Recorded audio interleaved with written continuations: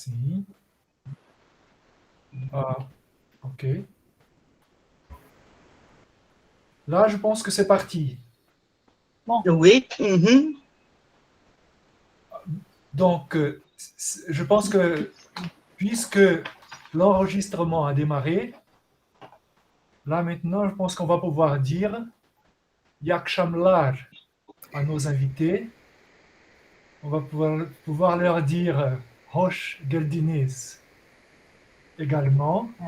Nous sommes très Obrigada. heureux de vous accueillir ici pour cette intervention de notre collègue Nedret Stokat dans le cadre du FAPS, le Forum sur l'actualité de la recherche sémiotique à l'Université de São Paulo, Brésil. Nous souhaitons également la bienvenue à nos autres collègues qui viennent des différentes villes du Brésil et d'ailleurs. La séance va se passer en français. Nous saluons les collègues qui sont là avec nous. Je viens d'apercevoir Daniela Bracchi,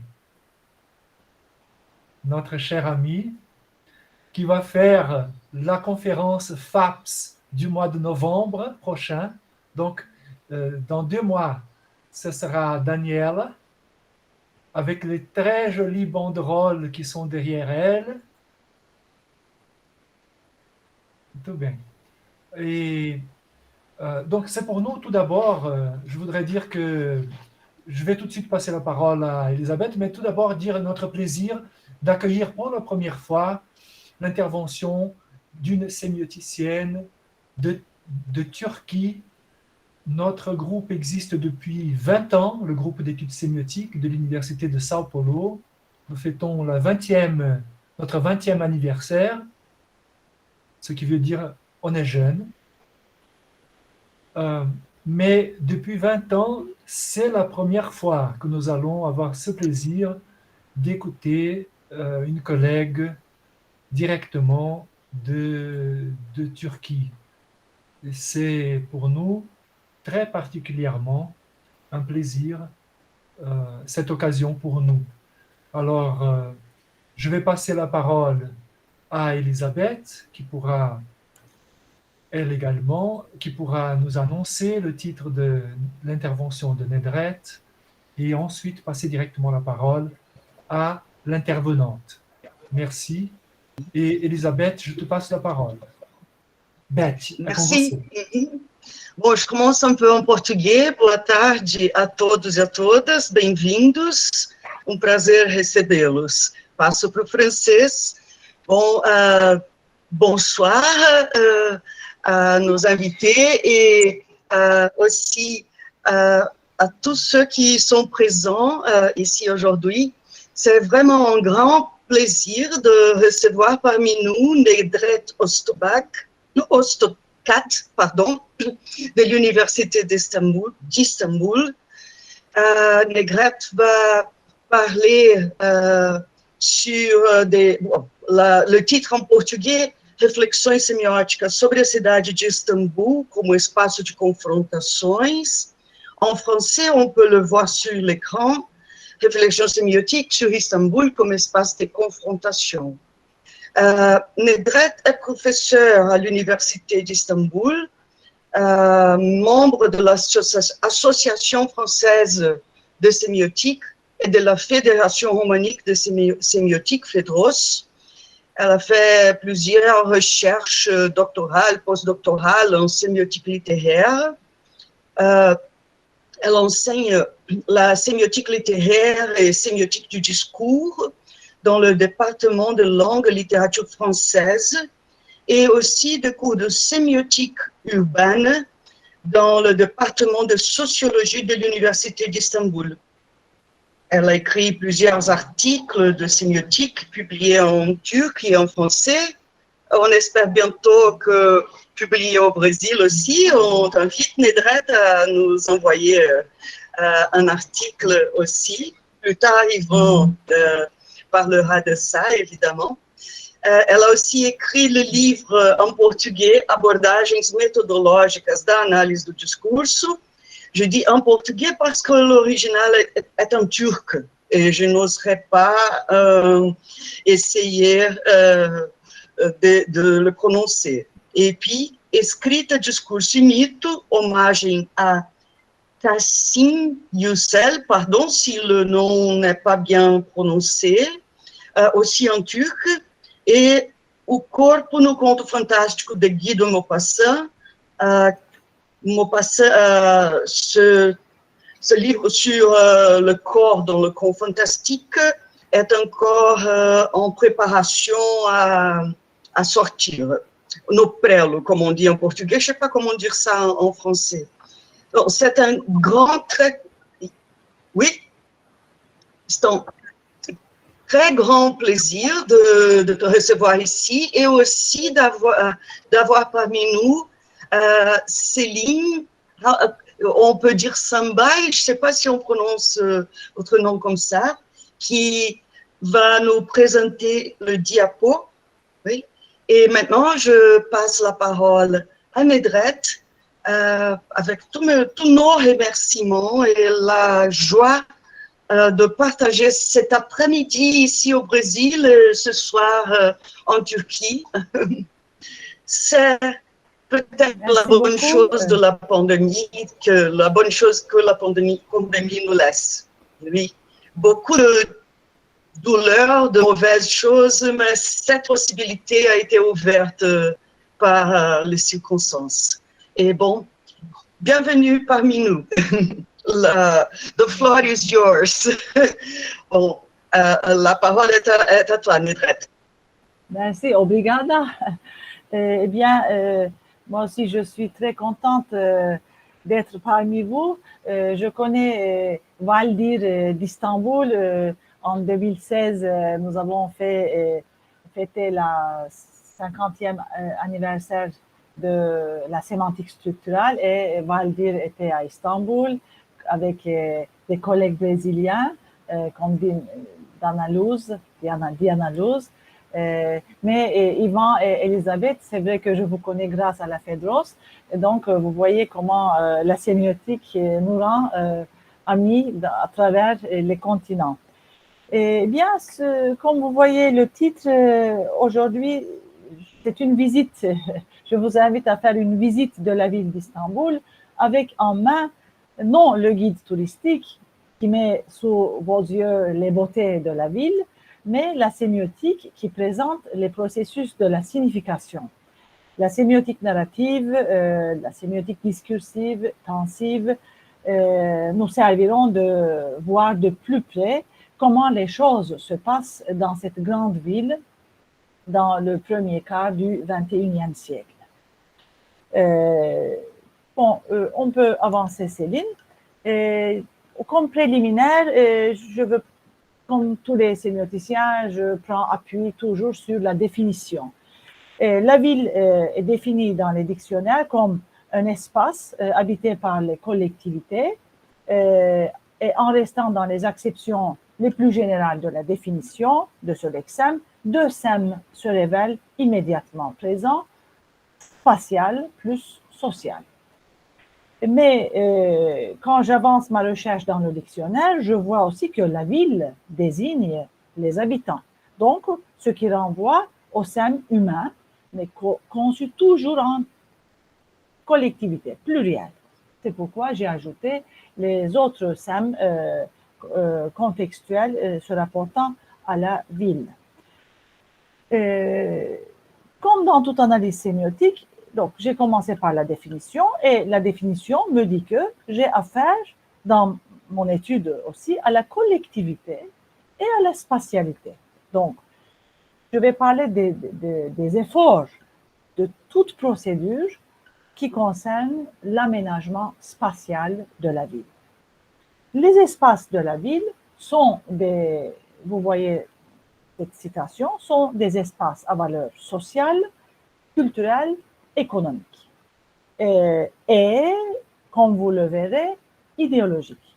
Par conséquent, ce sont les espaces ouverts aux contacts sociaux, lesquels contacts les organisent nécessairement.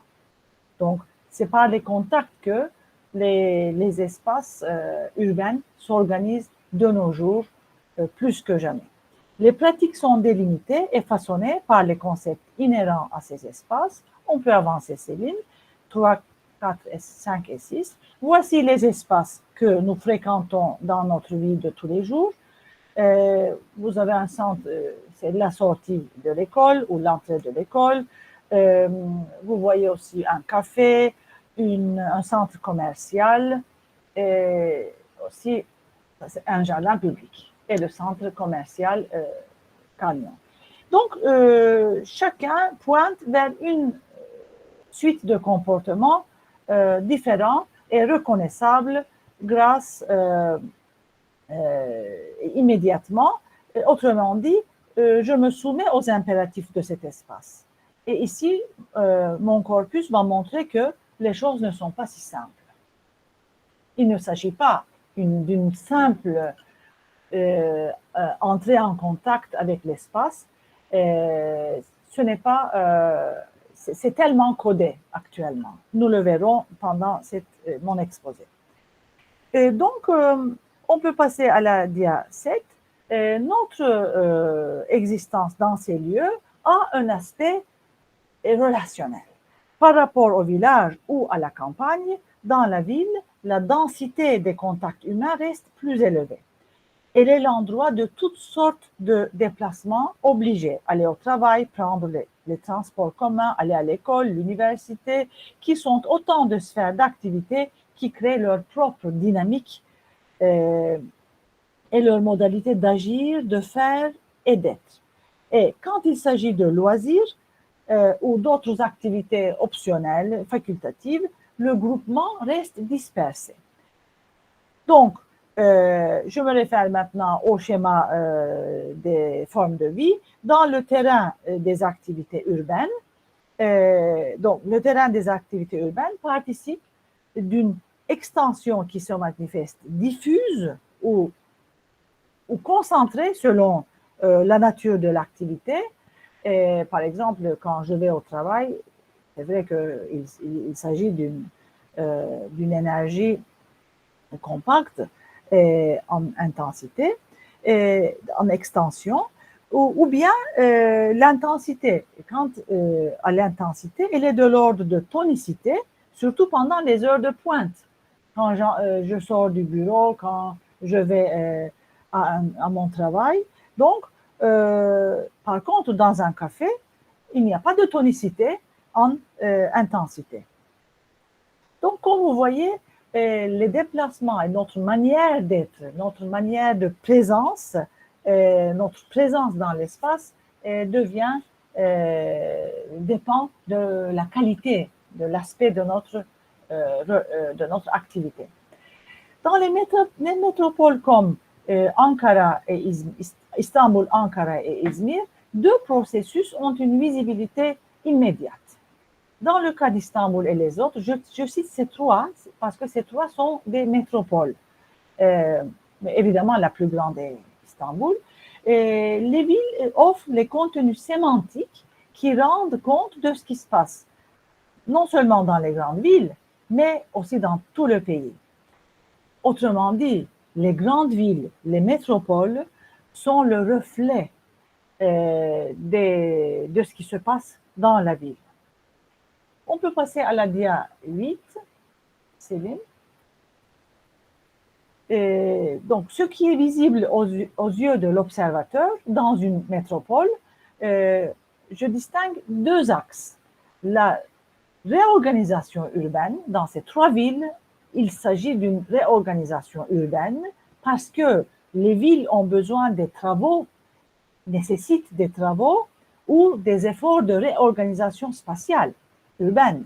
Deuxièmement, le réaménagement ou le partage des espaces publics, c'est-à-dire leur utilisation, leur réorganisation ou même la création de nouveaux espaces. Ce sont les deux nécessités qui s'imposent pour les grandes villes métropoles.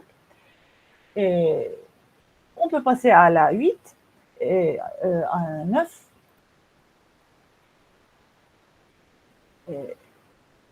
Tous les sociologues s'accordent pour attribuer aux espaces publics une place privilégiée, étant donné que, pour les utilisateurs, l'espace public construit une image positive de la ville. Les espaces publics sont les espaces de visibilité d'une ville par rapport aux autres. Ainsi, pour la sociologue Pelin Gökgür, il fournit une image positive, donc vous voyez la citation, aux utilisateurs de l'espace public et favorise la communication en partageant différentes valeurs et les souvenirs disparates entre les groupes de sa population. Ces zones confèrent à la ville un charme, une renommée, une image régionale ou même internationale. On peut passer à la 10. Il faut donc s'interroger sur la nature de l'espace public, des espaces publics d'Istanbul. Les expériences que nous, les habitants, en font montrent que c'est un objet maniable, précaire. D'une année à l'autre, il peut y avoir des changements et ouvert aux manipulations et aux transformations. Et dans ma présentation, ce que vous voyez en bleu, en bas, ce sont mes réflexions subjectives, sémiotiques, que j'ai voulu partager avec vous. Donc, cette ambiguïté, à mon avis, restera éternellement à partir de maintenant comme une caractéristique d'Istanbul. Donc, si vous voulez, c'est Nedret qui parle en sourdine en bas, en bleu. Bon, on peut passer à la dia 10, vous le voyez. Donc, il faut, la vie collective en ville obéit à deux types d'agencement qui ne sont pas nécessairement concordants. La vie collective se déroule sur un espace urbain collectif organisé selon les principes convergents fondés sur les accords sociétaux. D'une part, donc là, il y a convergence, et en même temps, elle a affaire, la vie collective a affaire à un espace de tension entre forces divergentes, traduisant un état de confrontation entre les acteurs sociaux et les acteurs politiques. Si vous me demandez quelle est la situation entre les deux, si je pense à une balançoire, je crois que la deuxième instance prend de plus en plus de poids. C'est ce que j'observe. C'est donc mon hypothèse de travail, cette ambiguïté entre convergence et divergence, entre accord et désaccord, devient la caractéristique d'Istanbul comme une métropole. Donc, on peut passer à la dia 11. Pardon, je ne pense pas, je continue mon exposé. Parler d'un jeu de tension, ilerleme Selin'cim, geri gel. Parler d'un jeu de tension entre l'approuver et le refuser implique l'existence d'un contrat. Donc ça, nous connaissons depuis Grémas. Et pour nous aussi, dans l'espace public aussi, dans la ville aussi, il existe un contrat de vie collective. Vivre ensemble. Posé par la tradition, l'histoire, et par les règles de la vie sociale et urbaine propres à la ville. Dans le cas d'Istanbul, il y a beaucoup de valeurs liées au quartier, par exemple. Le quartier, c'est très important, malgré la grande urbanisation, évidemment. Et il y a aussi d'autres conditions qui sont cautionnées par la loi. Nous devons obéir la loi. Donc, vivre ensemble est une affaire de collectivité proche, voisinage, vie du quartier, et une affaire de collectivité généralisée, car ensemble, nous profitons des services publics grâce aux instances administratives. Donc, à la base de chaque contrat se trouve aussi un système de valeurs partagées, qui doit normalement et naturellement déboucher sur un consensus social, c'est-à-dire une entente fondée sur le contentement et la satisfaction des citoyens. Et là, j'arrive au point chaud, l'importance des moyens du financement de la ville. Le budget des métropoles devient un enjeu envisagé par les instances politiques. La loi me dit de payer les impôts. Et quand je pense au nombre d'habitants, les impôts fournissent une bonne ressource financière. Donc, le budget des métropoles dessine l'horizon des actes et des actions à réaliser par les acteurs politiques, les investissements, les constructions, les projets de tout ordre. Maintenant, nous pouvons passer à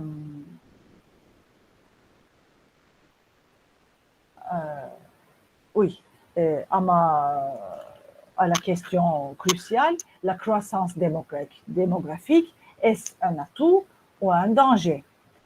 Donc, je compare deux années, l'année 1960, où Istanbul a 2 millions d'habitants. La nature démographique, si vous voulez, il y a toujours un cosmopolitisme, mais c'est un cosmopolitisme avec une multitude prévue. Les sources naturelles sont en danger, les terrains verts en diminution, il y a une diminution continue. Qu'est-ce qui se passe en 2021? 16 millions d'habitants, chiffre officiel. Ce n'est pas comme le Brésil qui est 22 millions, nous sommes 16 millions officiellement. Et cosmopolitisme, maintenant, a changé d'aspect. Maintenant, c'est une multitude imprévue. On ne sait pas si dans 2 ans ou 3 ans, quel sera le flux d'immigration, on ne sait pas.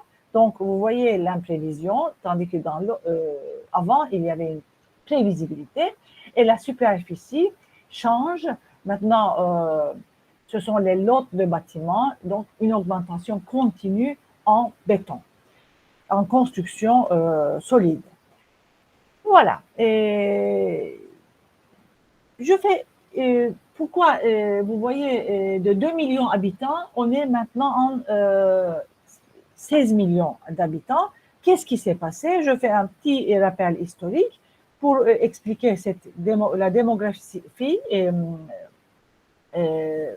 tellement dynamique. Après l'effondrement de l'Empire ottoman vers la fin du 19e siècle, la Turquie a vu naître de ses cendres un nouveau pays. Elle a pris le relais de l'Empire, mais a essayé de remédier au désastre de la guerre de l'indépendance. Le pays a ainsi assisté à la mise en place d'un nouvel État républicain fondé par Atatürk en 1923. Les années 30 se caractérisent par un grand effort collectif de restructuration, d'innovation, marqué par les réformes sur tous les plans, pour faire de la jeune Turquie un pays indépendant, moderne, tourné vers le progrès et la souveraineté de la démocratie. Or, dans cet élan, le nouveau gouvernement avait mal calculé les impacts de la modernisation des grandes villes, les réformes agricoles n'étant pas de même envergure que les réformes industrielles. Dans les années 40, une grande ruée vers la ville a commencé et Istanbul, qui depuis l'Empire était un centre très prospère et riche, a connu la plus grande immigration interne. Donc, l'exode vers Istanbul peut être vu dans le tableau des recensements. Vous voyez, c'est le premier recensement qui date de 27 jusqu'au dernier recensement officiel. Vous voyez les chiffres qui augmentent d'une façon chaotique. Cette ruée s'explique majoritairement comme la conséquence immédiate de la grande diversité des secteurs d'activité d'Istanbul. En résumé, Istanbul a toujours été un capital pour l'essor du pays, dès le début jusqu'à présent. Et grâce à cette croissance démographique, maintenant c'est l'atout, je parle de l'atout, la ville fournit au pouvoir, à la politique, tout le ressort financier dont le gouvernement a besoin pour grandir son économie. On peut passer maintenant à dia 14 et 15. Donc, maintenant, elle est, grâce aux investissements dans le domaine de construction surtout, Istanbul est riche en centres commerciaux, des nouvelles industries, des nouvelles universités privées, des centres de distraction, des hôpitaux de ville, le troisième pont, le nouvel aéroport, une ville de richesse et de prospérité qui attire beaucoup de touristes et beaucoup d'immigrés. Bon, comme vous le voyez, la croissance démographique signifie l'augmentation des revenus, la rentabilité de tout ordre, mais il reste aussi le revers de la médaille, c'est-à-dire le chômage, le tarissement des sources naturelles, l'eau surtout, un futur séisme qui s'annonce, donc il y a toujours les côtés, les inconvénients d'une telle grandeur démographique qu'il faut planifier également. Eh bien, les élections de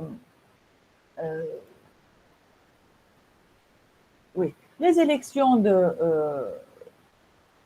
2019 ont vu pour la première fois les maires des grandes villes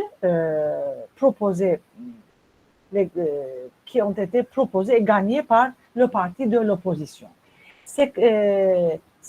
Vous voyez Istanbul, Ankara, İzmir, Adana et Antalya, et vous voyez le nombre d'habitants. Parmi ces quatre, İzmir était toujours de l'opposition, la mairie était de CHP, mais les quatre étaient toujours des représentants du parti du pouvoir. Et ce sont les métropoles, donc, avec un grand nombre de touristes, de commerce, d'exportation, d'importation, et les vraies villes ce sont les vraies villes de prospérité. Et donc, quand il y a eu ce changement après les élections de 2019, il y a eu quand même un malaise qui concerne évidemment le pouvoir. Bon, donc les rôles politiques et économiques des maires et des mairies des grandes villes deviennent donc de plus en plus importants. Et sur ce point, il faut penser que à partir de 1990, les mairies ont été, si vous voulez, le terrain le plus visible du changement du pouvoir, du changement de l'équilibre politique de la Turquie. Avant, c'était un pays qui était ouvert aux coalitions, mais avec les succès des maires, notamment notre Premier ministre, notre président était un maire, était le maire d'Istanbul. Les succès qu'ils ont connus ont fait que aujourd'hui la Turquie veut continuer toujours avec un seul parti.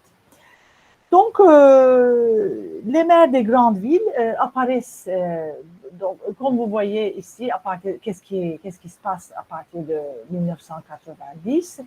Nous entendons de plus en plus clairement et avec plus de fermeté une nouvelle praxis énonciative. Vous savez que la praxis énonciative est un acte orienté vers le mouvement et qui comporte en soi une visée du monde. Elle est intentionnelle et les intentions sont affichées par le parti qui est maintenant au pouvoir. Et comme vous voyez, qu'est-ce qui se passait à l'époque à travers le monde? Il y avait déjà une grande vague de changement. Bon, donc les maires des grandes villes apparaissent donc comme les actants délégués. On peut passer à la dia 16, oui. Et ce sont les actants délégués du gouvernement et du pouvoir qui ont déjà leur programme narratif très bien fixé, bien défini. Elles sont les instances administratives qui réalisent tous les services que le pouvoir se propose de fournir aux citoyens. Sur le plan financier, les grandes villes ont été les grandes forces de développement économique depuis l'accès au pouvoir du parti AKP de la Turquie. Donc, si vous voulez, dans la fonction administrative politique des maires des grandes villes, je vois un syncrétisme actentiel. Ils sont adjuvants et en même temps sujets performants, sujets qui agissent, qui réalisent les programmes narratifs et les performances. Et donc, dans le cas d'Istanbul aussi, comme je viens de dire, depuis 1994 jusqu'en 2019, c'était toujours le parti du pouvoir qui était le maire, qui avait occupé les cadres de la mairie d'Istanbul, la grande mairie d'Istanbul, sans interruption. Eh bien, comme vous voyez, comme je viens de dire, les maires, la mairie, comme une instance politique, reflètent la nouvelle politique proposée, imposée et définie par le parti du pouvoir. Il s'agit évidemment d'un processus d'imprégnation des valeurs du parti. Alors, l'enjeu le plus important consiste à revaloriser le legs de l'Empire ottoman au détriment de la République, parce que la République s'était démodée pour le parti au pouvoir. Le legs est rendu visible par les signes comme les noms des restaurants, des salles de spectacle, des salons pour mariage, par exemple. Maintenant, vous voyez quelques exemples. Donc, il s'agit des tendances d'ordre conservateur, nationaliste, islamiste, préconisant les valeurs ottomanes que l'État cherche à revaloriser. Donc, c'est le salon Şehzade. Şehzade veut dire dauphin en français, Şehzade. Valide Sultan, c'est la mère sultan. Vous voyez, c'est un salon très chic de réception. Ensuite, nous avons les restaurants. Ce sont des restaurants qui s'appellent Padişah. Padişah veut dire le roi, l'empire, l'empereur. Et ensuite, le kebab Osmanlı. Osmanlı veut dire ottoman. Et sultan, sultan. Sultan, c'est deux sens, féminin et masculin en même temps. Donc, comme vous voyez, l'empire est partout. Ensuite, nous avons les caïques du sultan. À droite, vous voyez un original. Avant, le sultan qui voulait se promener sur le Bosphore prenait son caïque et se promenait. À gauche, vous voyez la nouvelle version 2020, 2019, je ne sais pas. Ce sont les salons, si vous voulez, flottants que vous pouvez louer pour organiser une soirée. Tu peux continuer, Céline. La version 2000, c'est un lac près de Bursa. Ça, c'est un original. Comme vous voyez, le sultan, il est là sous sa tente et les rameurs qui font un effort pour qu'ils se promènent. Mais vous voyez aussi également la version moderne. Donc, c'est toujours impérial, mais vous voyez, ce sont des nouvelles créations créées. C'est un caïque acheté, un caïque qui était laissé en décombre et la mairie d'un village a acheté. Voilà. Un monsieur qui a loué et qui fait sa promenade sur le lac. Donc, comme vous voyez, ces nouveaux espaces, si vous voulez, portent les noms des attributs historiques fortement connotés. La continuation et le renforcement du succès de l'AKP doivent beaucoup aux sources créées par les mairies. Et le capital, non seulement des investissements, capital monétaire, mais aussi le capital de la notoriété sociale, c'est-à-dire le capital social, le capital symbolique, est fourni essentiellement par les mairies du parti au pouvoir. Et donc, ceci est valable pour les grandes villes et les petites contrées. Donc,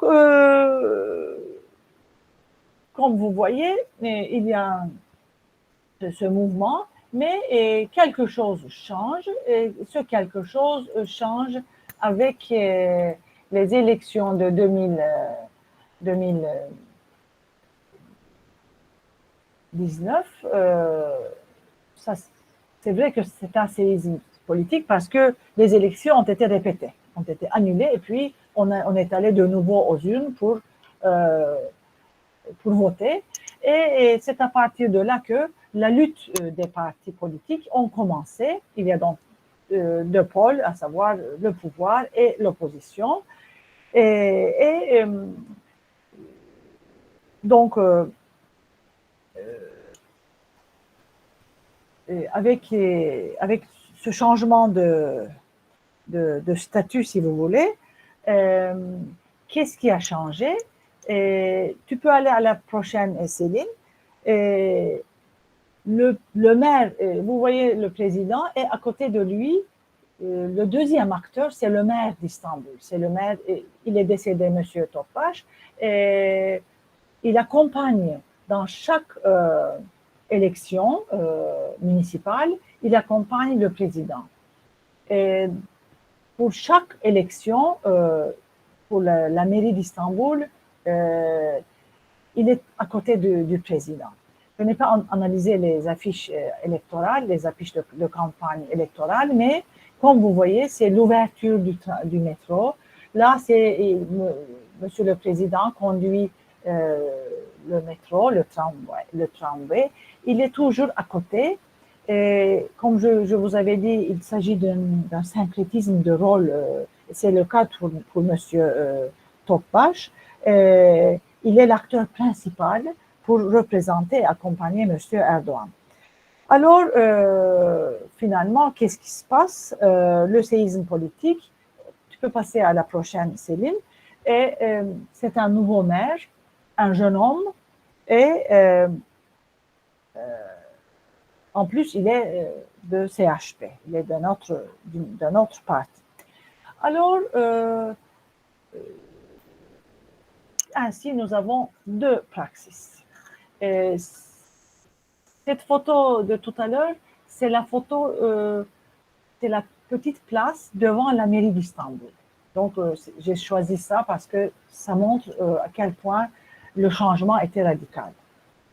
Alors, il y a deux praxis maintenant. À partir de 2019, deux praxis sont mises en place. Et le parti du pouvoir,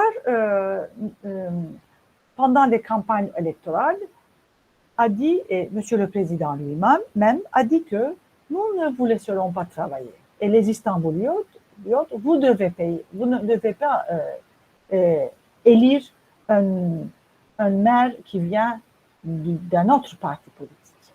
Alors, dans cette praxis, face à cette énonciation, le jeune maire a dit « Nous travaillons et nous travaillerons, c'était au futur, pendant la campagne, pour 16 millions, pour les 16 millions d'habitants. Ainsi, le fait performatif des deux énonciateurs déjà reflétait un point de force aux dépens de la mairie d'Istanbul. Monsieur le Président a tenu sa parole, sa promesse. Il fait de sorte que le maire n'arrive pas à réaliser son programme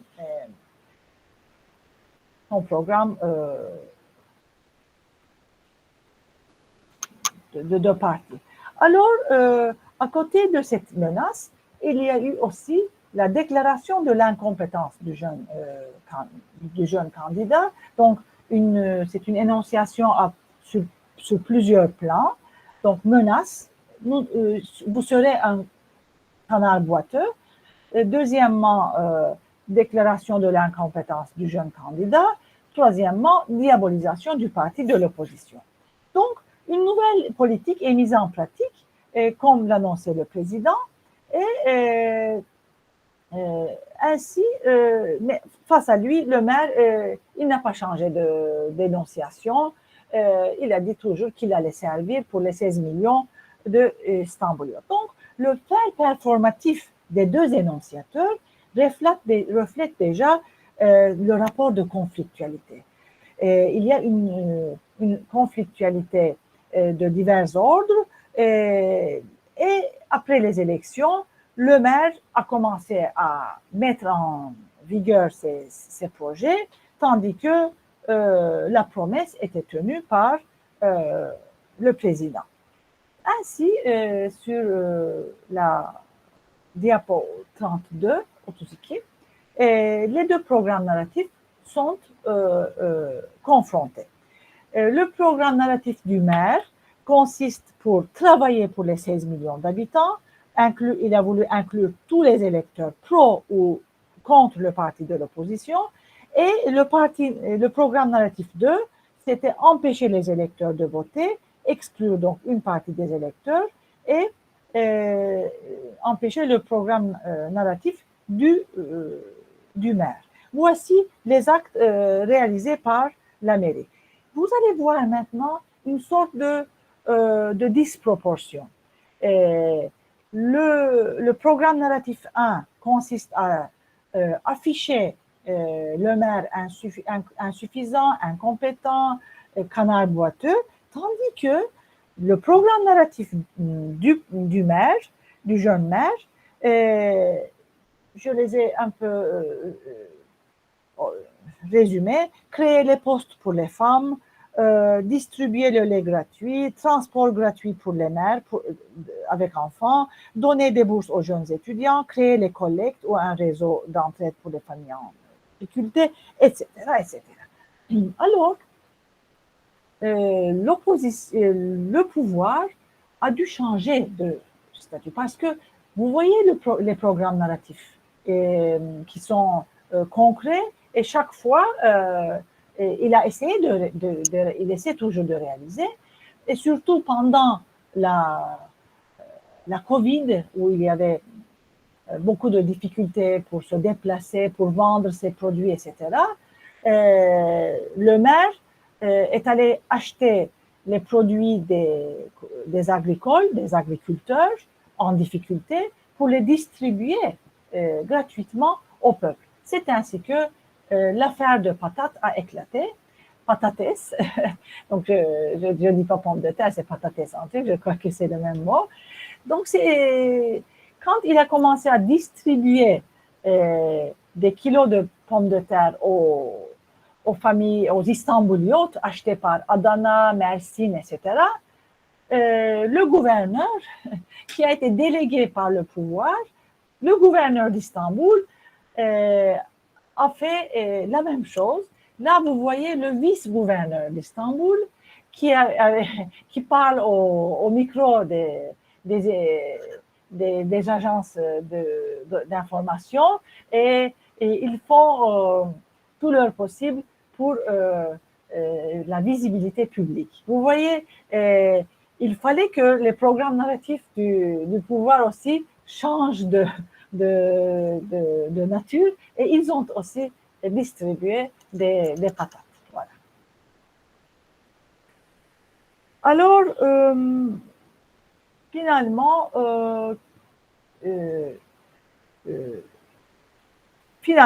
vous voyez qu'il s'agit d'une polarisation très importante et qui est une sorte de concurrence entre les forces. Pour cette polarisation, l'exemple le plus tragique, ce sont les événements de la promenade de Taksim. Là, nous sommes dans le vif du sujet, c'est-à-dire la place urbaine, comment une place urbaine, une place qui appartient à la ville, a été objet de controverses. La promenade de Taksim a connu, c'est ce que vous voyez, C'est la promenade, la place avec la promenade, qui est très ancienne.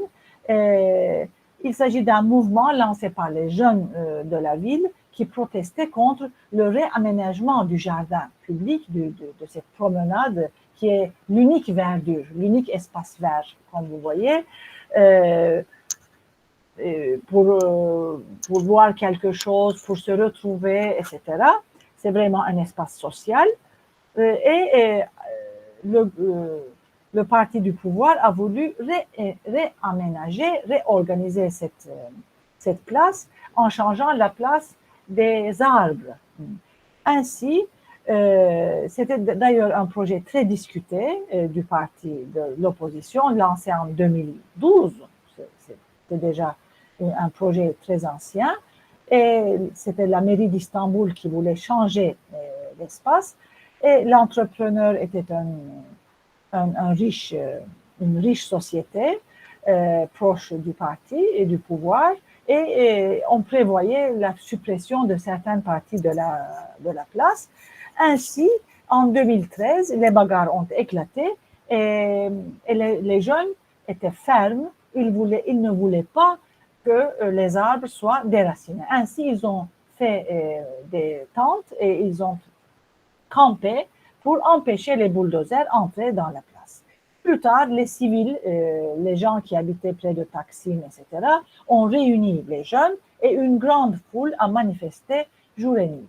C'était le renoncement civil contre le pouvoir absolu et arbitraire du gouvernement. C'était donc, si vous voulez, l'argumentation des jeunes. Et alors, le gouvernement a endurci les interventions et finalement, 8 civils et 2 policiers ont perdu la vie. Tu peux passer rapidement, Céline. Donc, vous voyez les forces. Tu peux avancer.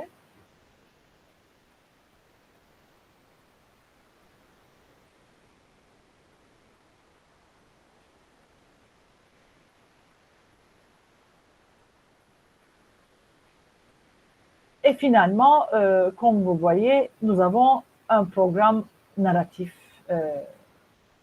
un schéma de conflit. Les jeunes, le S1, les jeunes qui voulaient posséder leur objet de valeur, le parc public, le gouvernement a fait de sorte que les citoyens, les concitoyens, soient disjoints de l'objet de valeur et le contenu de l'objet de valeur se trouvait vite investi de nouveaux éléments symbolisant. Donc, ce n'est pas simplement le jardin public, mais les droits de citoyens, les droits de la démocratie, etc., etc.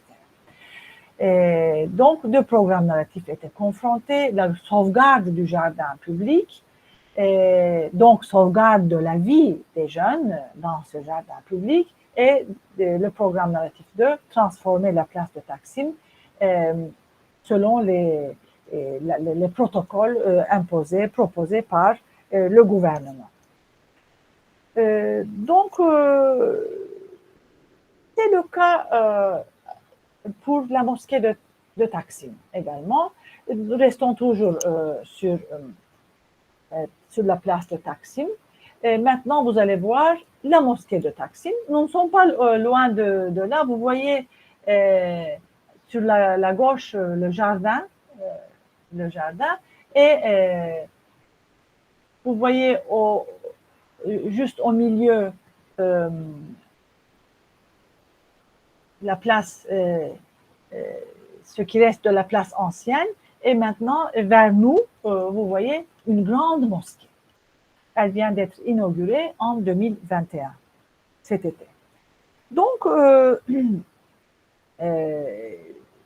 le projet date de l'époque de la mairie d'Istanbul, gouvernée par Erdogan, donc 1994. Le maire de l'époque a dit qu'il fallait une mosquée sur la place Taksim. Et il y a eu beaucoup de procès, beaucoup de problèmes juridiques, mais le projet a vu le jour en 2021 et après beaucoup de procès et de débats. En effet, il s'agit de modalités de visibilité. Vous voyez deux monuments.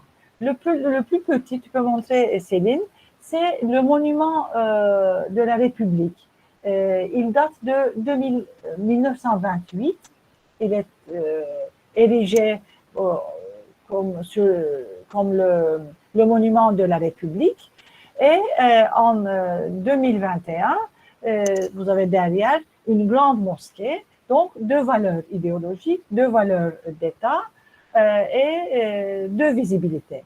Et comme vous voyez la proportion, le nouveau monument remporte sur le premier monument. Donc, c'est la lignée des confrontations politiques. Et il existe donc deux types d'intervention sur la place de Taksim. Tu peux avancer. Donc, vous voyez la représentativité, donc appartenance. Problématique, c'est ambivalent, c'est problématique en plus. Il existe deux types d'intervention sur la place de Taksim, qui est la place emblématique de la République. Premièrement, construire. La mosquée de Taksim, c'était le rêve qui est enfin réalisé. Deuxièmement, confisquer. La promenade de Taksim et la place de Taksim, qui appartenait à la mairie d'Istanbul, maintenant n'appartiennent plus à la mairie d'Istanbul. Par un décret de loi, ils s'appartiennent maintenant, la place, la promenade et la tour de Galata, ces symboles, appartiennent soit au ministre du Tourisme, soit à des associations qui ne dépendent pas de la mairie. Donc, on essaie, parce qu'il faut réaménager la place de Taksim. Maintenant, il est en travaux, ce n'est pas une bonne place, je veux dire, mais il y a quelque temps, le propriétaire de la promenade et de la place Taksim, ce n'est plus la mairie d'Istanbul. Il existe deux types d'interventions sur les actes du maire.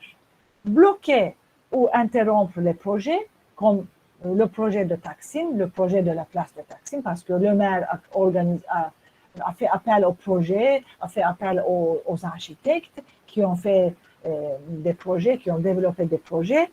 Ils sont bloqués parce que la place n'appartient plus au maire. Donc, ou bien interrompre les projets. Donc, c'est un programme narratif qui consiste à empêcher la mairie pour fonctionner et réaliser les nouveaux projets. Et deuxièmement, changer les signes. Jusqu'à présent, le métro, qui date de 1992, appartient à la mairie d'Istanbul et le signe était M, comme le M en France, etc., le métro.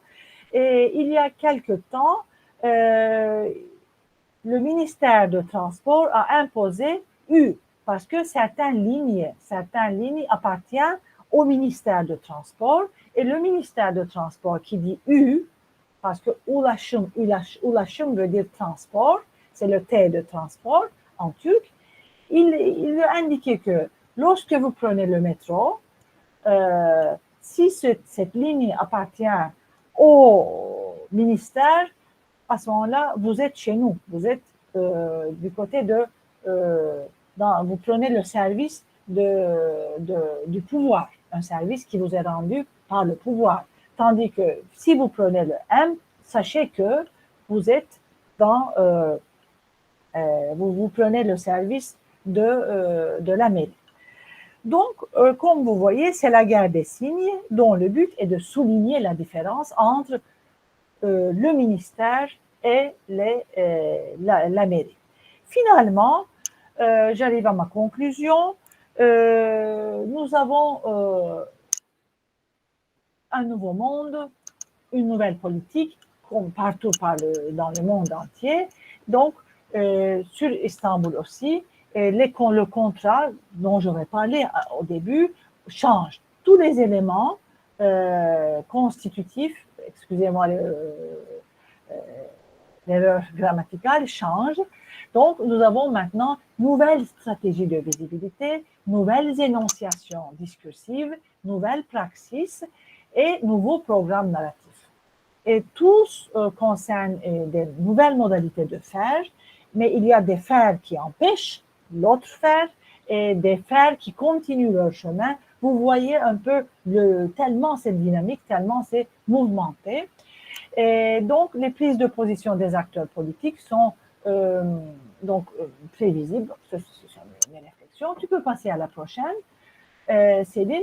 La ville maintenant est plus que jamais, Istanbul, est la scène politique et elle est politisée par des confrontations prévisibles avec un schéma narratif d'ordre conflictuel, valorisant la rivalité, la concurrence, la polarisation, et finalement le divorce des valeurs communes, et un schéma passionnel d'inimité réciproque.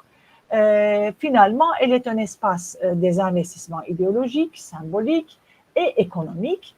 Donc, elle est un objet sémiotique par excellence, dont chaque facette se prête à une analyse approfondie, à mon avis. Et la prochaine, donc je vous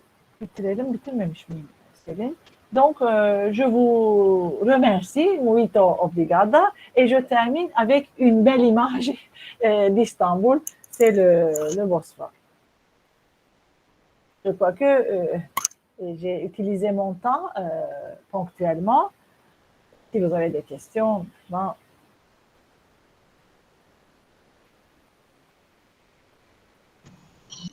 Merci beaucoup, Négrette. Très intéressant. Bon, je voudrais demander aux assistants de lèvent leur main s'ils veulent poser une question. C'est la façon la plus facile parce qu'on ne peut pas voir tout le monde sur l'écran.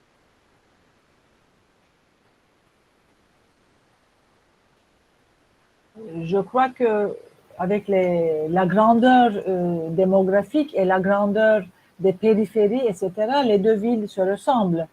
Avec Céline, on se disait, si on lançait une comparaison entre les villes, les deux grandes villes, peut-être je souhaite que nous avancions un peu dans cette voie. Oui, et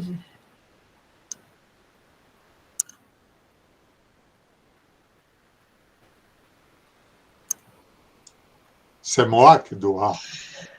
Oui, Fury, Dieu connaît ça.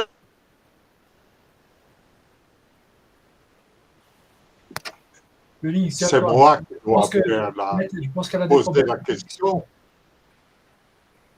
Oui. Oui. Oui, Fiori, on t'écoute, tu peux parler.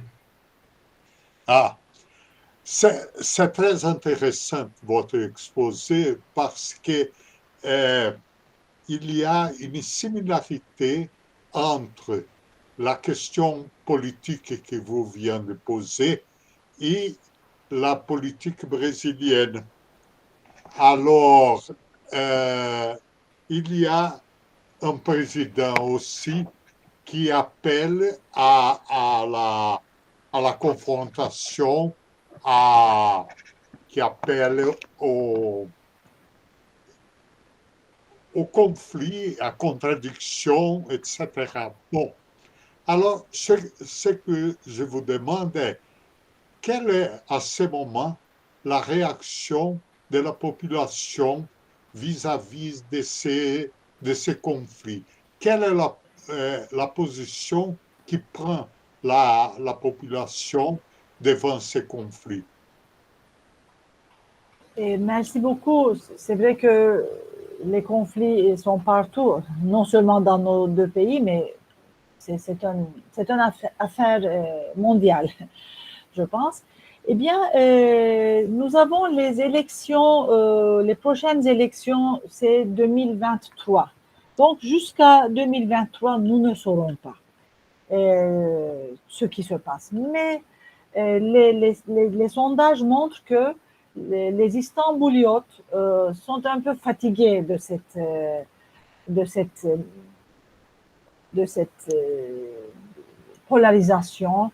Et, par exemple, il y a beaucoup de familles qui attendent la rémunération des bourses pour leurs enfants, etc., qui sont suspendues par le ministère de l'Intérieur. C'est comme l'affaire patate, vous voyez. Donc,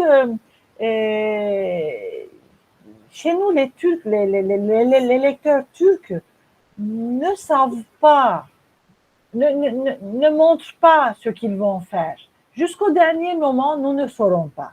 Pour le moment, les sondages disent que on en était un peu fatigué. On était un peu fatigué parce que il y a le chômage, la Covid qui a laissé beaucoup de gens au chômage, et il y a l'inflation, tous les problèmes économiques nous touchent. Et donc, normalement, les familles qui sont en difficulté, n'est-ce pas, doivent dire ça suffit. Je ne sais pas. Et on pourrait dire qu'à la base de ces conflits, il y a d'un côté des valeurs religieuses et de l'autre côté des valeurs laïques, ou pas? C'est un peu politique, sinon nous sommes tous religieux, nous sommes tous musulmans et la religion c'est quelque chose de très important en Turquie, mais ce n'est pas si simple. Il est vrai que le laïcisme c'est un peu visé par cette politique, mais je veux dire que dans la Constitution, le pays est il y a une clause, le pays est laïque, et même les politiciens de l'opposition le respectent.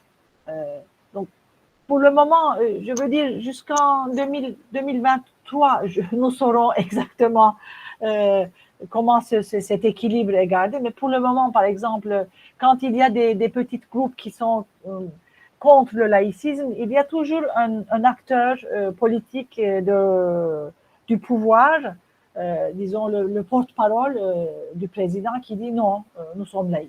Vous voyez, en apparence les choses semblent aller. Nous ne le saurons pas jusqu'aux urnes. Il faut aller aux urnes pour le savoir.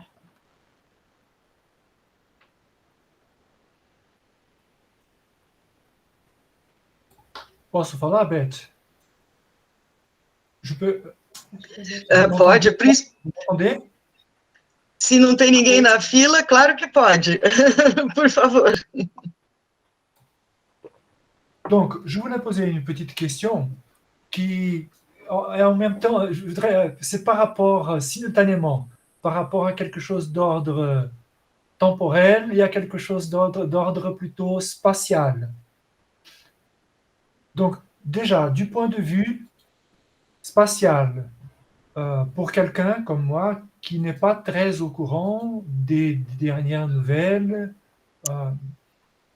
politiques de la Turquie, est-ce qu'il y a des différences en termes de partage du pouvoir entre le parti conservateur AKP, le parti du président Erdogan, Oui.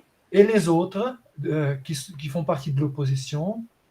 Est-ce qu'il y a un partage? Est-ce qu'on peut parler d'un partage géographique d'après les différentes régions de la Turquie? C'est-à-dire, est-ce qu'on peut identifier selon telle ou telle région du pays des dominances Oui. plutôt d'un côté ou plutôt d'un autre? Ça, c'est la première partie de ma question. Je réponds. Selin, büyük kentlere gider misin? J'avais montré sur mon PowerPoint les grandes villes. Vous voyez, Istanbul, Ankara, oui. Et Izmir, par exemple, Izmir et la région égéenne, c'est toujours CHP, c'est l'opposition. Ce sont les familles, moins conservateurs, moins conservatrices, plus laïques. Antalya de même. Vous voyez, sur les côtes égéennes, les côtes méditerranéennes, et plus on va vers la mer, plus les gens sont tournés vers les valeurs occidentales. Et en Anatolie centrale, c'est plus AKP, c'est plus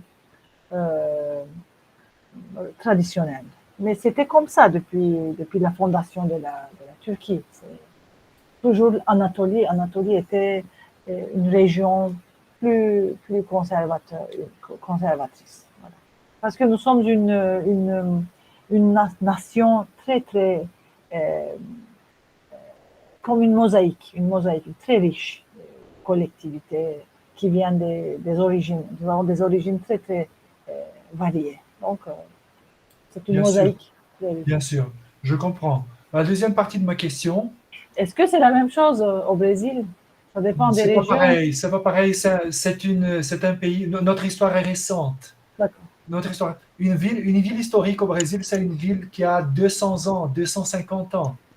Ça, c'est pour nous une ville historique, tu te rends compte. Pour vous, c'est de la rigolade. C'est de la rigolade pour vous. Mais enfin, c'est le nouveau monde. Oui. Le pays nous avons 5 siècles d'histoire. Alors que vous êtes plus ancien que tout, enfin. Oui, Donc, l'Asie mineure, oui. vous avez des racines très profondes dans le passé.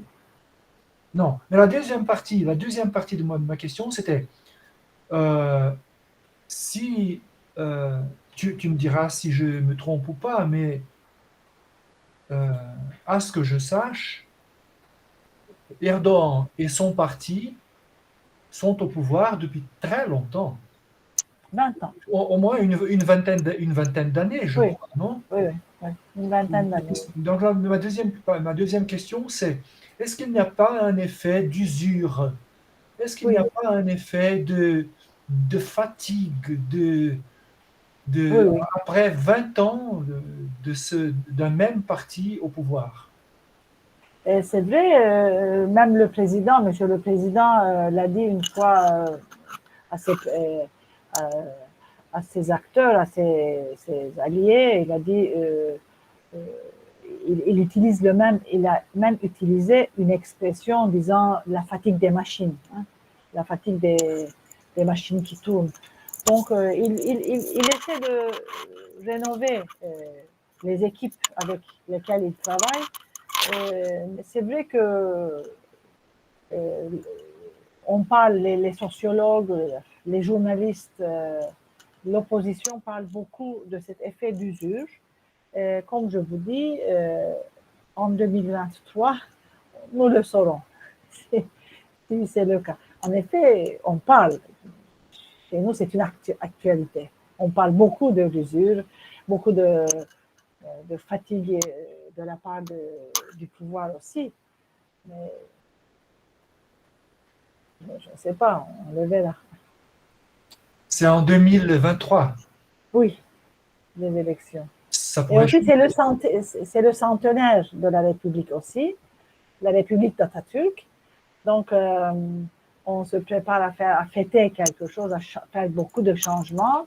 Donc, nous attendons ce que ça va donner. Inch'Allah. Inch'Allah, oui. C'est vrai que 100 ans de République, c'est quelque chose d'important. Mm-hmm. Ah oui. Bon, Cathy voudrait parler. S'il te plaît, Cathy. Bon, bonjour à tous. Et je vais aussi vous remercier de cette présentation qui m'intéresse beaucoup et a été très didactique et très bonne.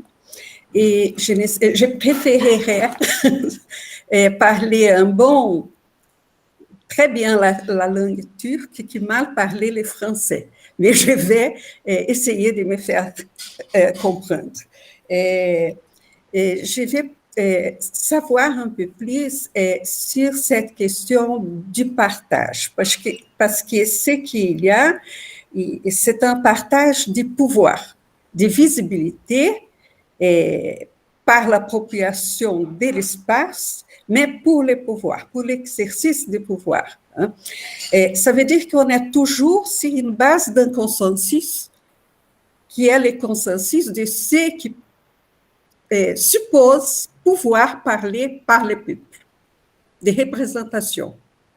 Et je voudrais savoir qu'est-ce qu'on peut dire d'un type de manifestation, des actes, disons, de dissensus, pas de consensus, et qui peuvent arriver comme des actes émancipatoires, pas de dispute de pouvoir, mais justement des confrontations, même pas des confrontations, je ne dis pas des révolutions, des manifestations politiques de grande ampleur, mais je vais dire des petites choses dans la vie quotidienne où les gens peuvent manifester ces gestes de dissensus. Est-ce qu'il y a quelque chose déjà dans ta recherche, de votre recherche, pardon, qui peuvent nous raconter? Merci. Oui, Cathy, merci beaucoup pour cette question. Actuellement, il y a beaucoup de protestations, mais ils sont tout de suite réprimés. Comme vous avez vu, tu peux montrer les photos des jeunes gens. Les jeunes gens, actuellement, sont très dynamiques et ils disent non, non. Par exemple, les universités viennent d'ouvrir à Istanbul et il y a le problème de résidence universitaire. Il n'y a pas de chambre, de lit pour les étudiants. Maintenant, ils sont dans les rues.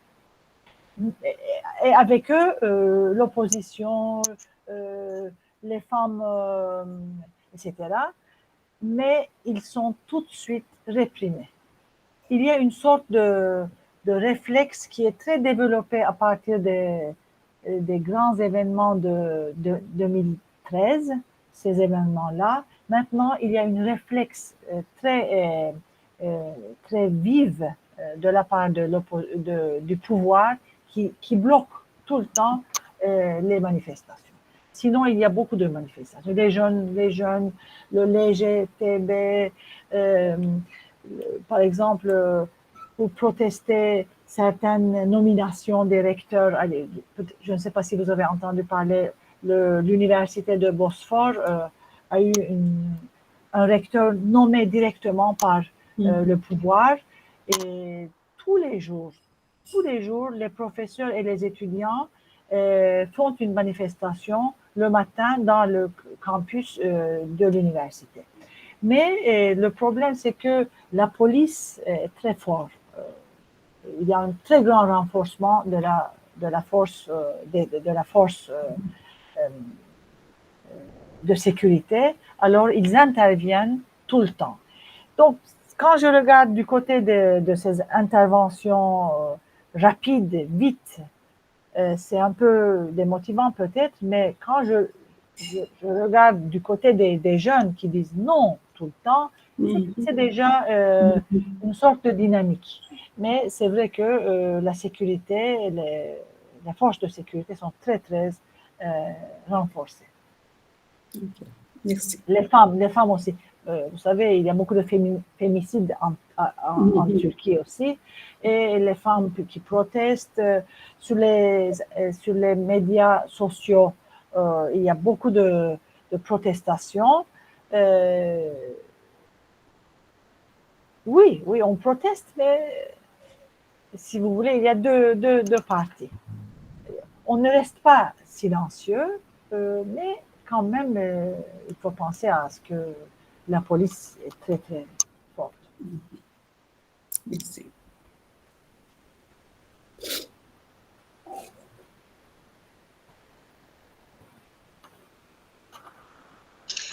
Ah, finalement, je n'arrivais pas à ouvrir mon microphone. Est-ce qu'il y a d'autres questions? Je vois cette photo. Quelle envie de voyager. Il faut revenir, il faut faire quelque chose ensemble sur la ville une fois que la Covid soit Ben partie oui. de la Terre. Peut-être il faut faire quelque chose. D'ailleurs, Valdir connaît bien Istanbul. On peut faire un travail commun, en commun, en collaboration sur nos deux grandes villes. Parce que São Paulo, c'est la plus grande ville, je crois, São Paulo. Comme nous. C'est peut-être, oui. Il y a toujours une dispute à São Paulo, Mexico, Tokyo, voilà. On ne sait pas en ce moment. Surtout parce qu'on n'a pas de census depuis quelque temps. C'était pour avoir un census en 2020. Il a été il n'a pas été réalisé à cause de la Covid, puis il a été empêché par le gouvernement, pas empêché, mais il n'y a pas d'argent et tout ça, donc on ne sait même pas la taille de la population depuis 2010. Donc, sur Internet, j'ai vu quelque chose comme 22 millions. Non? À peu près ça. Oui. Je voudrais poser une question, mais c'est vraiment un peu de curiosité et je suis à 100% ignorante de la situation politique, sauf de grandes lignes qu'on lit dans le journal. Ici, c'est par rapport au Brésil. Ici, on a en ce moment beaucoup de un groupe de personnes qui n'est pas petit, qui se déclare en opposition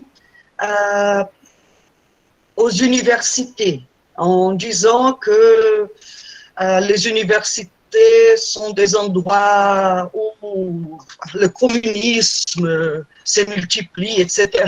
Il y a beaucoup de fake news, disons, qui circulent ici.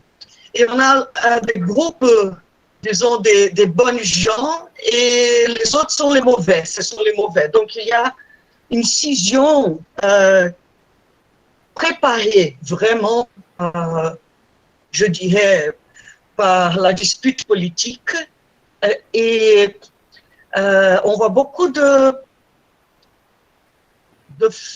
d'informations fausses. Évidemment, il y a des gens qui sont minables dans les universités, mais on voit beaucoup d'informations fausses depuis quelque temps en disant que, bon, c'est la culture, l'université, les universités, pas encore l'éducation en général, ça serait des endroits où le mal se propage pratiquement comme ça. Est-ce qu'il y a quelque chose de minimum semblable en Turquie? Non, non, il n'y a pas la diabolisation n'est pas tellement étendue aux universités, mais quand même, dans les universités, il y a des professeurs, des enseignants qui sont du côté de l'opposition, n'est-ce pas, qui critiquent le gouvernement. Là, ils sont tout de suite étiquetés de labellisés comme terroristes. C'est une autre manière de diaboliser. Et vous ne pouvez pas critiquer. Par exemple, si un économiste critique quelque chose dans le journal ou dans sa thèse, etc., on dit vous ne dites pas la vérité, vous dites n'importe quoi. On essaie de bloquer, si vous voulez, mais il y a beaucoup de gens, beaucoup de professeurs, de maîtres de conférences qui critiquent, qui continuent leur chemin, et à condition de ne pas trop critiquer le gouvernement. C'est le point chaud. si vous voulez. Mais des fake news pour les professeurs, ce n'est pas tellement répandu, n'est-ce pas, Céline? C'est ce que je... Oui, ce n'est pas tellement répandu, mais les fake news, les vrais fake news concernent le maire. Le maire, par exemple, l'autre jour, je suis tombée sur une information, le maire qui essaie d'allonger les lignes du métro. Il y a une information, j'ai lu dans un journal, pourquoi il creuse tellement, parce qu'à Istanbul, il y a un séisme qui est attendu depuis déjà, ça fait pas mal de temps, d'ici dans quelques temps, il peut y avoir un grand séisme. Il dit, le maire, il creuse les souterrains, il fait des travaux souterrains, c'est dangereux. Quel est le vrai projet du maire? Donc, vous voyez, ça touche surtout les hommes politiques sont des cibles de ces genres de fake news. À l'université, il n'y a pas de polarisation, mais la polarisation chez nous, nous sommes tous idéologisés. Est-ce que tu vas voter pour l'opposition? Est-ce que tu vas voter pour le pouvoir? Voilà, c'est le grand partage. La grande bifurcation. Bifurcation, c'est vrai. C'est une bifurcation très approfondie, très renforcée, accentuée. Mais pas nécessairement connectée au bien, au mal. Nous représentons les biens, tous ce qui ne sont pas avec nous sont les mal, représentent le mal. C'est à peu près le même esprit. Chez nous, ce n'est pas le bien et le mal, c'est le patriotisme, la patrie et les ennemis de la patrie. Voilà. L'opposition, c'est l'ennemi. Vous ne voulez pas le bien du pays. Nous aimons notre patrie. Voilà, c'est un peu le même dynamique discursive. Il faut toujours deux valeurs opposées. Ouais. C'est une énonciation. Merci beaucoup. Bon, il n'y a pas de main levée. Je ne sais pas si quelqu'un veut encore se manifester ou... Bordir, oui, s'il te plaît, Bordir. Et merci, Nedred, pour votre exposé. C'est très, très intéressant, très intelligent.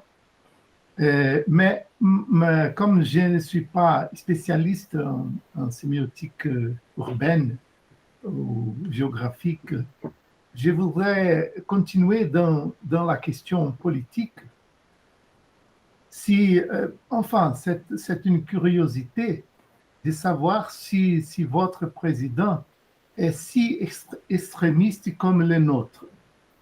Je vous dis ça parce que je me souviens d'un entretien de notre ex-présidente Dilma,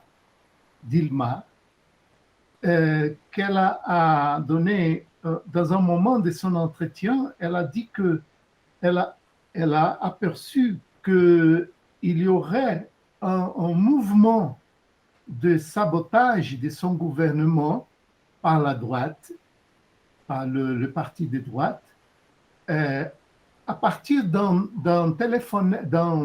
appel qui a été fait par le président de la Turquie à elle. Et il disait qu'il y avait un mouvement qui venait des Américains, de l'extrémiste américain, qui faisait le même type de manifestation, d'action pour déstabiliser, c'est ça le mot, déstabiliser le gouvernement de Turquie. Donc, je me suis demandé si elle avait ce dialogue avec votre président, si c'était vraiment quelqu'un de si pas extrémiste comme le nôtre. Voilà. Je ne sais pas comment c'est là, parce que... Je ne sais pas, je ne connais pas cette histoire, mais en tout cas, chez nous, on parle toujours des projets clandestins des États-Unis contre nous. C'est un topos, c'est un terme très, très connu, c'est un lieu commun, comme on dit en littérature, c'est un lieu commun. Même en Turquie, il y a beaucoup de gens qui croient que un jour ou l'autre, les États-Unis peuvent faire quelque chose contre nous, pour nous. Je ne sais pas si ça fait partie des fake news également. Je ne sais pas. Je veux dire, c'est pour la première fois que j'entends. Donc, de toute façon, merci. Enfin, c'est une opportunité de changer un petit peu la réflexion politique sur notre pays. oui. Je vois que de plus en plus, au XXIe siècle, nous vivons dans un monde très politisé. En France, par exemple, aujourd'hui, je suis tombée sur une nouvelle, sur les infos, sur France Culture, France Inter, je ne sais pas. Il y a un politicien qui condamne l'islam, etc. Donc, tout en Europe aussi, il y a cette reformulation des valeurs à travers les idéologies politiques, etc. C'est très, je vois que c'est une sorte de contamination. Peut-être que c'est normal parce que la pauvreté, le chômage touche tous les pays, l'Europe, l'Amérique latine, nous, l'Orient, le Moyen-Orient. On est tous pris par des problèmes et en face de ça, le discours politique doit trouver des bêtes noires, comme on dit, des coupables, le diable. Donc, je crois que les discours sont de plus en plus déchaînés vers cette impasse. Mais est-ce qu'on peut sortir de l'impasse? Non, par de simples discours, non. Mais le discours politique, le discours social reste comme l'unique secours. Il faut condamner les autres, culpabiliser les autres, trouver le coupable, mais les choses ne sont pas si catégoriques. Comme la sémiotique le montre très bien, il y a toujours une confrontation, mais il y a beaucoup de gens qui ne souhaitent pas que cette confrontation continue de façon très, très dure. Mais c'est vrai qu'il y a une crise mondiale. Vous voyez, même la Covid, n'est-ce pas? C'est une maladie qui a montré à quel point le monde était en déséquilibre du point de vue de vaccination, de traitement des malades, etc. Il y a beaucoup de problèmes. Merci.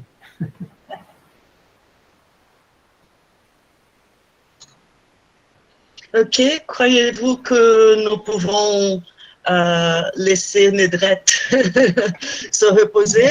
C'est à quelle heure chez toi, Nedret? Maintenant, c'est 9h30 du soir. Oh, ok. Ici, bon, c'est 3h30 de l'après-midi, donc c'est 6 heures de différence. L'après-midi, oui. Donc,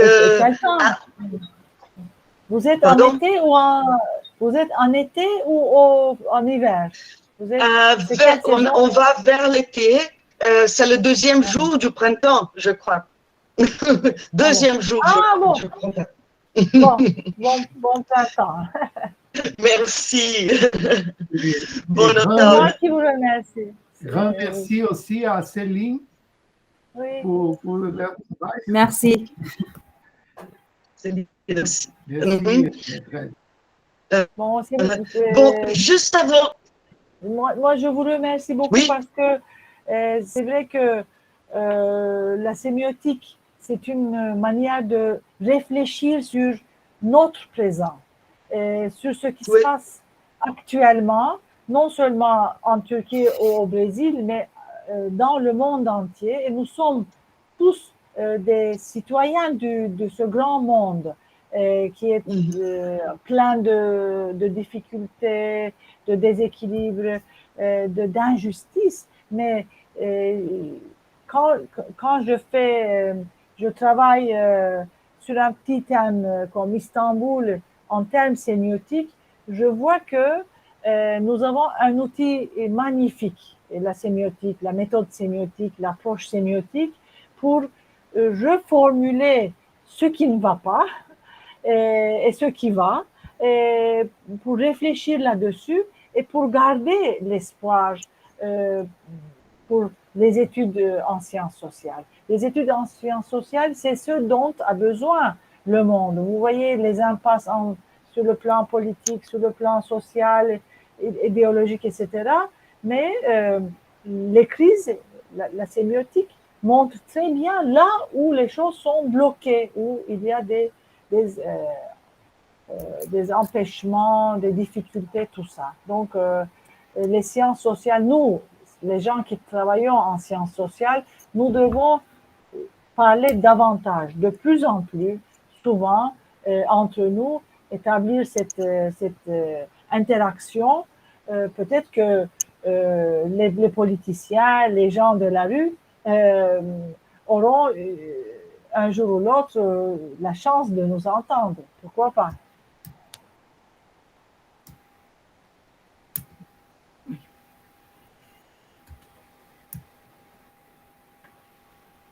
Oui, enfin, un peu d'optimisme Oui, oui. dans ce monde cruel. Oui. Dans la science, il faut garder le moral. La science, l'approche scientifique donne le moral quand même. Oui, c'est vrai.